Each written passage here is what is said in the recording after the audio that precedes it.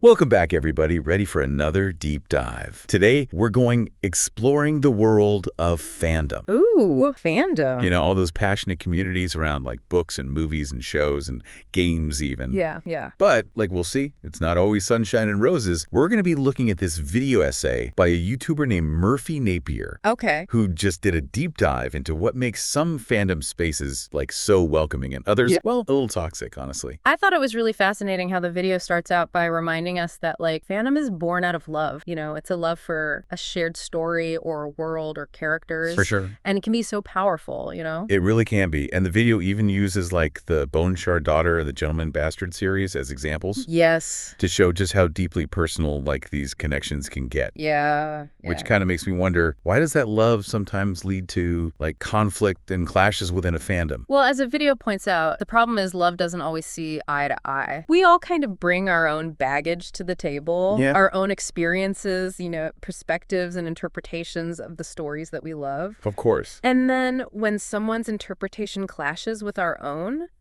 it can feel like a personal attack. Totally. Especially if it's something we feel like super connected to. Oh, absolutely. That story or that character. Yeah, it's like when somebody is like, your best friend is terrible, you're going to get defensive, right? Exactly. Even if you see your friend's flaws, if somebody else criticizes them, it's going to sting a little bit. Yeah, you're going to be like, well, wait a second. Yeah. And the video even draws this parallel between like fandom clashes and the way literature is sometimes taught in school. Okay. Like, remember those classes where the focus was on finding the one right answer? Oh, yeah. Like you're supposed to read the author's mind? Yeah, exactly. I definitely remember those.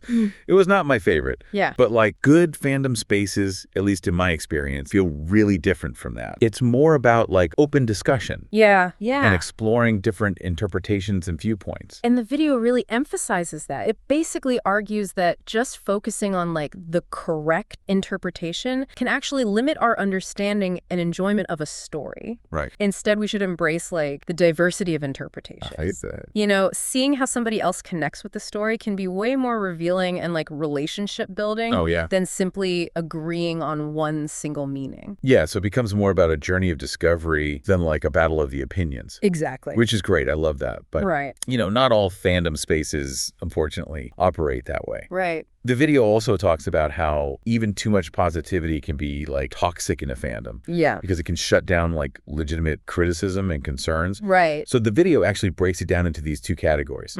Toxic negativity, toxic positivity. Yeah. And so on the one hand, you have toxic negativity, which is like the name calling, shutting down other opinions, just generally making it a hostile environment. Yeah, like my way or the highway kind of thing. And then you have toxic positivity, which honestly can be just as harmful because it just refuses to acknowledge like any flaws in the source material. Oh. It's this pressure to love everything unconditionally, and it just shuts down genuine discussion. And the video uses this really vivid image to describe like encountering that toxicity. Yeah. It's like somebody walks in, guns blazing. Oh, yeah. You step into a fandom space, excited to share your thoughts, and you immediately get hit with negativity, which I think is a pretty accurate description. It is. It really highlights how that toxic behavior, whether it's negative or positive, can make a fandom feel less welcoming. Yeah. Especially to new people. You know, it's like walking into a minefield where any opinion that you might express could set somebody off. Oh, for sure. And this actually leads us to one of the, I think, most interesting points that the video makes. Okay. Those intense reactions that a lot of times surround adaptations. Yes. You know, like when a book is turned into a movie or a comic becomes a TV show. Oh, yeah. Things can get really, really heated.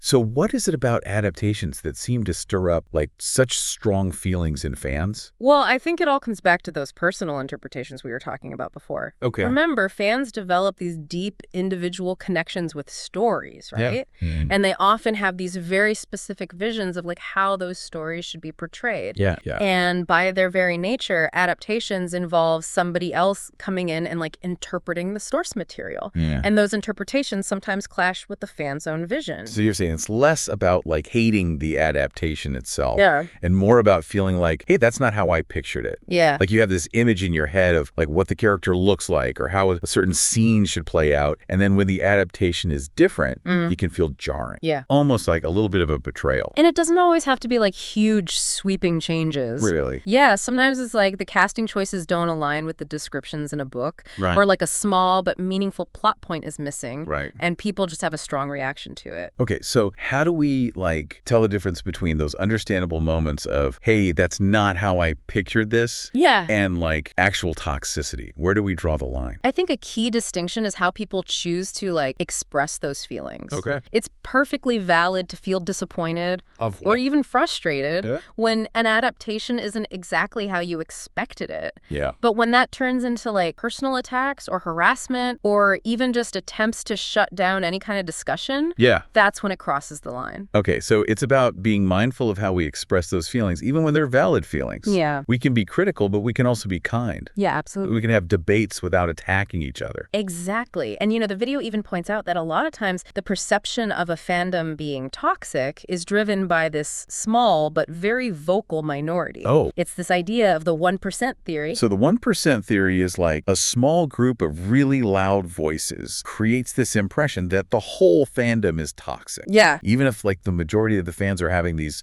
respectful and thoughtful conversations. That's exactly it. And the video even goes on to say that this can really impact, like, the overall health of a fandom. Wow, so the negativity can really just drown out the good stuff. Yeah. But how can we tell the difference between, like, legitimate criticisms and just genuine toxicity? How do we make sure those concerns aren't being, silenced? That's a great question, and I think the video touches on that a little bit indirectly. Okay. Problem with that 1% is that their negativity tends to drown out those more nuanced conversations that are happening. Okay. So it creates this echo chamber where people might even be afraid to speak up, because they don't want to get attacked or labeled as part of the problem. Oh, that makes sense. So it's like the squeaky wheel gets the grease. But in this case, the squeaky wheel is also throwing wrenches at everyone else trying to have a productive conversation. That is such a good analogy. Thanks. And the video argues that this can actually create this negative feedback. Oh, no. So the more the negativity is amplified, the less likely it is for people who are looking for positive engagement to stick around. Oh, yeah. It's going to push them away. And as the people who are seeking out those more thoughtful discussions leave, Yeah. the negative voices just become even more dominant. Right, because there's no one to counter them. Exactly. So Yeah. how do we break that cycle? Yeah, that's the question. Well, the video offers a few strategies for finding those good fandom spaces. Okay, good.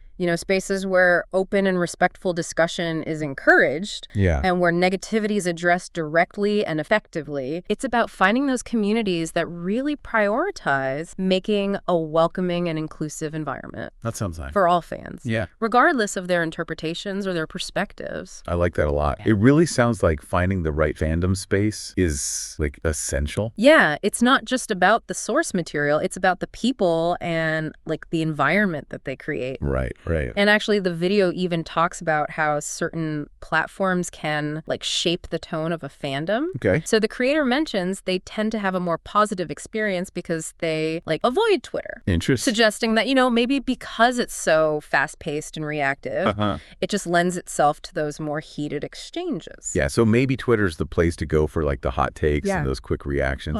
But if you want, like, a deeper conversation, Yeah. maybe find a dedicated forum Right. or, like, a Discord server. Exactly. And the video even makes this point that, like, the timing of when you join a fandom can impact your perception of it. Oh, okay. So imagine joining a fandom, like, right after a controversial episode airs or, like, a super divisive book is released. Yeah. You're probably going to get a very skewed impression of what that fandom is actually like. Right. It's like judging a restaurant based on one bad meal during the dinner rush. Exactly. Doesn't necessarily reflect, like, the overall quality. Yeah, and the video actually shares a few anecdotes about the creator having, like, completely opposite experiences Wow. within the same fandom, Okay. just depending on who they were interacting with. Mm-hmm. So it really highlights that a fandom isn't this, like, monolithic entity. Right. It's a collection of individuals Yeah. with, like, different levels of engagement Okay. and different ways of expressing their love for whatever that source material is. So it's like just because you find a few bad apples doesn't mean the whole orchard is rotten. Exactly. You just got to find the good ones. That's a great way to put it. And that's kind of the hopeful takeaway that I get from this whole video. It's not about giving up on fandom. Yeah. It's about being mindful Right. of the spaces that we choose to engage in. Yeah. And, like, recognizing that we actually have some agency in, like, shaping those spaces. Exactly. I love that. It's so empowering. Right. Like, instead of feeling like this hopeless bystander, Yeah. we can actually seek out those positive corners of fandom Total. and, like, help make them even better. Absolutely. Now, the video does, like, acknowledge that there are some behaviors behaviors that go way beyond Okay. just like disagreement or negativity. You know, like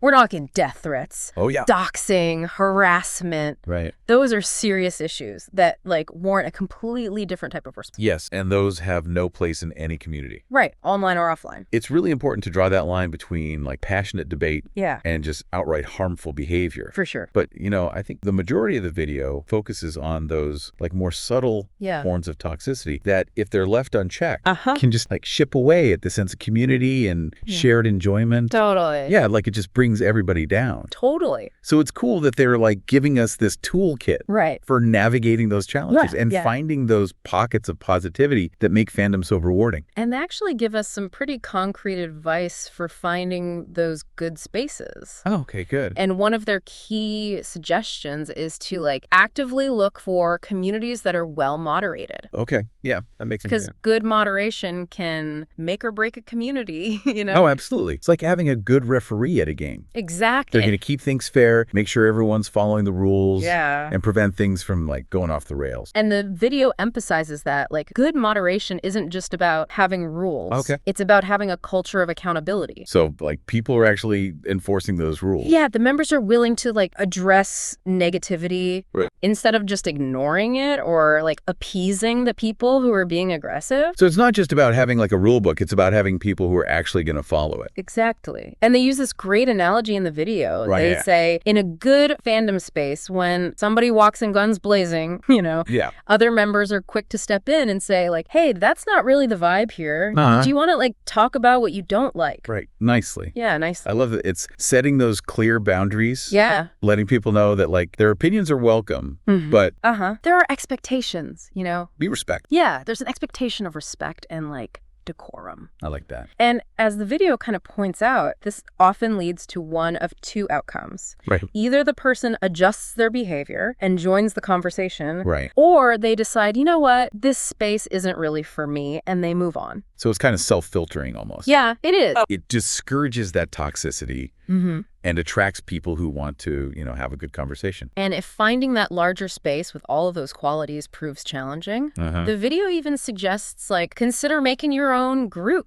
with, like, a smaller number of like-minded people. Yeah. So it's about taking ownership of your fandom experience and like curating the community that you want to be a part of. Yeah, you don't have to settle. Exactly. Just because it's the most popular or visible space. And this actually leads into the final kind of thought-provoking question that the video asks. Okay. Could actively seeking out and like amplifying those positive voices in a fandom actually help to like counterbalance the negative ones? Oh, that's a good question. Yeah. So instead of just focusing on shutting down all the negative stuff, what if we just put more energy into highlighting the people who are actually contributing to, you know, that positive, inclusive fandom culture? Yeah, it's about shifting the balance of power, so to speak. Make the positive voices so loud that they drown out the negativity. I love that. Yeah. You know, it's easy to forget that we actually do have a choice in how we engage with fandom. We do. Instead of letting that 1%, you know, dictate the whole narrative, we can choose to be part of that 99% who are actively making it more welcoming and enjoyable for everybody. It's definitely a challenge. Yeah. But if we want fandom to be like a force for good, a place where passion and creativity can flourish, it's a challenge worth taking on. I think that's a really powerful message to think about as we're navigating these like complex spaces. And it all comes back to what we were saying earlier. It's not about eliminating all negativity or disagreement. It's about fostering that environment where those differences can be expressed respectfully and constructively. We can be critical without being cruel. Exactly. We can have these passionate debates without attacking each other. And we can like celebrate what we love without shutting down people who see things differently. Yeah. This really makes you think about like your own experiences in fandom, you know? Yeah. Have you ever run into these kinds of things in like the communities that you're a part of? Have you ever felt that like pressure to love every single thing about a story? Yeah. Even when you had some reservations? Oh, yeah. Or maybe you've seen like firsthand how those negative voices can just like totally overshadow the good discussions. I think that's a question we should all ask ourselves, especially if we spend any time on online fandom spaces, you know? Like what kind of communities are we drawn to? What kinds of interactions are we participating in? And are we, you know, contributing to a culture of like positivity and respect? Or are we maybe even unintentionally kind of adding to that negativity. Yeah, it's a good reminder that we all have a responsibility to be mindful of how our words and actions impact others. You know, even in the online world, it's so easy to get caught up in the moment, especially when you're passionate about something. Absolutely. But it's important to remember that there's like a real person on the other side of that screen. And it's not just about avoiding like outright toxicity. Yeah. It's about actively seeking out and like amplifying those positive voices. Right. It's about celebrating, you know, the creativity and the passion and just those genuine connections that make fandom such a unique and rewarding experience. So if you found a fandom space that like really embodies those values, a space that's welcoming and inclusive and just genuinely fun to be a part of, shout it from the rooftops. Yes. Share it with your friends. Let's help each other find those communities that are like doing fandom. Right? Those spaces that are proving that it's possible to have like passionate discussions without it devolving to like toxicity. Imagine if those positive spaces became the norm. Oh, that'd be so nice. Imagine if the loudest voices in fandom were the ones that were like championing respectful dialogue and celebrating all these different perspectives. Oh, that's the kind of fandom I want to be a part of. Me too. And it all starts with each of us, right? It does. Making that choice to be a force for good in the fandoms that we love. Seek out the positive. Amplify those voices of kindness and respect. Absolutely. And remember that, like at its core, fandom is all about connection and shared passion and the joy of experiencing these stories together. It is. And that's a great note to end on. Thanks for joining us for this deep dive into the world of fandom. Yeah, it was fun. We hope this gave you like some food for thought, maybe even inspired you to like be a little bit more mindful about your own fandom experiences. Yeah. Until next time, keep exploring, keep connecting, and keep those fandom fires burning bright. Yes. But in a good way, of course. In a good way. See you next time.